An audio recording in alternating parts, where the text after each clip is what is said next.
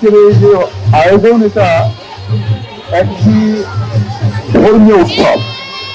এই ধর্মীয় উৎসব আপনারা জানেন, বাংলাদেশ হচ্ছে সাম্প্রদায়িক সম্প্রীতির একটি দেশ।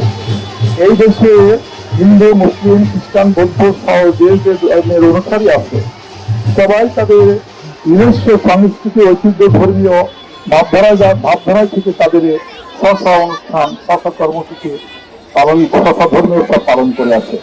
তারই ধারাবাহিকতায় আজকের এই রথযাত্রা। আমরা সেই দিকে, আমরা সামনের দিকে সবাইকে নিয়ে জনাব তারেক রহমানের নেতৃত্বে এগোতে চাই।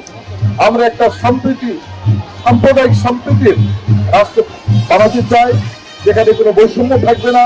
সবাই তাদের কাজ মিলিয়ে আমরা বাংলাদেশকে, আগামী বাংলাদেশে যে উন্নত বাংলাদেশ, বিশ্বের বুকে একটা সমৃদ্ধিশালী বাংলাদেশ আমরা প্রতিষ্ঠিত করতে চাই।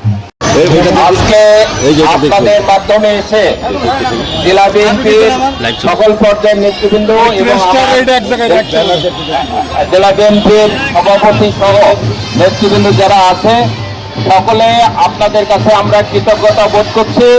আপনাদের কোনো রকম কোনো সমস্যা ইনশাল্লাহ মেহেরপুরে কোনো অবস্থায় কোনোদিন হবে না।